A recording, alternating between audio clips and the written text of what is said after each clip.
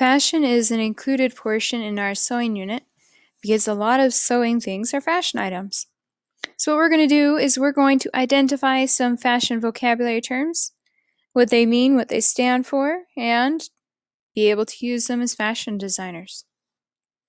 Some very important vocabulary includes the first one, fashion. Fashion is the current acceptable style. This is what's currently in fashion. This is what you walk around, you look, oh, they're wearing really cute stuff right now. Just like my other friend who's wearing the same thing. So Vans are a very popular fashion item currently. Another vocab would be style. Style is a particular design, shape, or type of an item. For example, this dress is just that. It's a dress. It's a particular type of clothing item. Although, you'll notice it is a very interesting style of dress. This is where we get into a more detailed description. Design is how the different styles are different. For example, all of these are dresses. They're all dresses. But they are all very different. This one's got a circle skirt, where this one's long with the poof, and there's this interesting type neck, which is the same neck here, but it's a short skirt. And this one is missing the neck, but it's got the long skirt. They are all different designs of a dress, but the style, the type of clothing item, is a dress. Next vocab is classic. A classic is an item of clothing that continues to be in fashion over an extended period of time. For example, a black dress, basically a straight pencil skirt style black dress, has been very popular for a very long time. You could have bought a black straight dress back a long time ago and still wear it now, and it would be just fine. Or the man's suit or tuxedo. It is a very classic clothing item that could be worn to almost any occasion and not look weird. Football game might be a different story. A fad is a temporary passing fashion, something that gains a lot of interest for a very short time. Examples could be tech decks, Visco girls, I think might be one. Hydro flasks definitely are, as well as what you see here.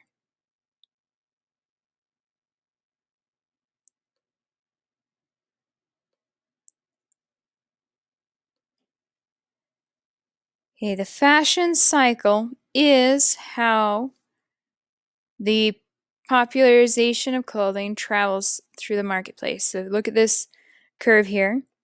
It starts being introduced. This is where you're just seeing a few. Maybe I come to school one day and I have a friend that's got a tech deck and I'm like, wait, what is that? And then a couple days later, I see another one. And then it continues to rise in popularity. Maybe I'm starting to see like 5 or 6 of them in a day. And then it rises and rises and it gets to what we call the peak. The peak is where it's at its highest height of popularity. This is where everybody's got it that wants it, everybody's talking about it, everybody's playing with them, etc. and so forth. At this point, it starts to decline though. You start seeing a few less of them at school. And then it goes down and down until we get to the point where we call it obsolete, obsolescence, or outdated. You just don't really see them anymore. For example, corsets and bell-bottom pants are considered outdated. If you see anybody wearing them, you kind of look at them twice and go, wait, what?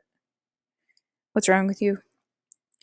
Please note that as this cycle comes up, when it starts to decline here, that is where the next cycle of introduction might be and rise would be starting. Maybe people are losing interest in the tech deck because they've got some new cool thing they're paying attention to. This is how fashion rises and falls in popularity over time. The next idea that we're going to briefly mention is the idea of why we wear clothes. A psychologist, a man named Maslow, came up with this hierarchy of needs. Basically, what he said was this bottom level needs to be met before you worry about the second level. This level needs to be met before you worry about this level, and so on and so forth. It builds on itself. So the first level, he said, is people care about their physical needs first. They care about staying alive before they care about other things. And this affects different decisions in fashion and other categories as well. So for the physical needs, you're worried that nature's going to kill you, so you're going to make sure you have enough food, water, shelter, oxygen, and sleep. Shelter deals with clothing items.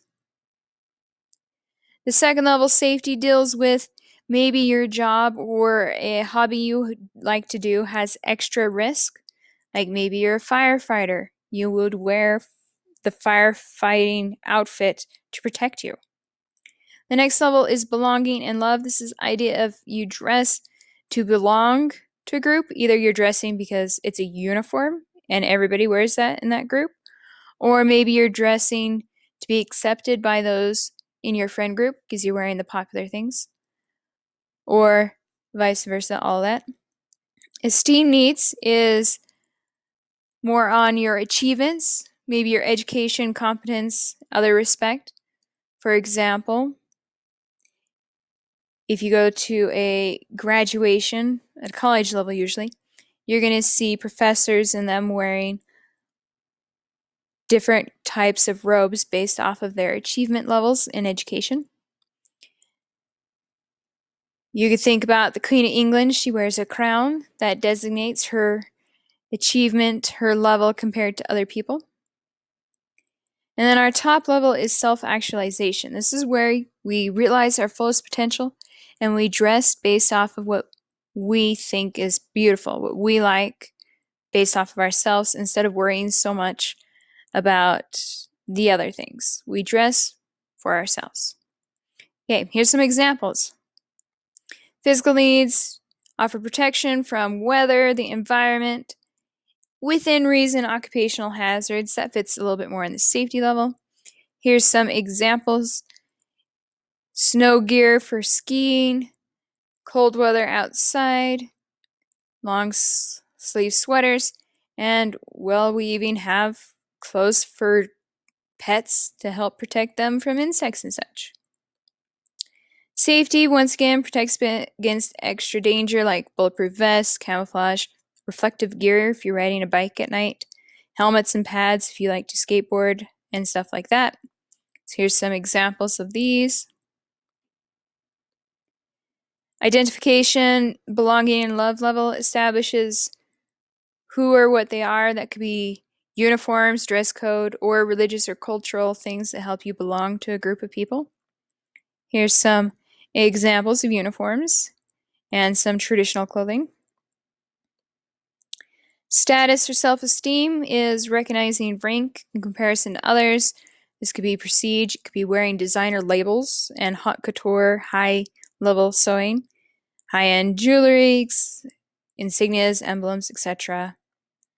All of these things that show that you are on a certain status level.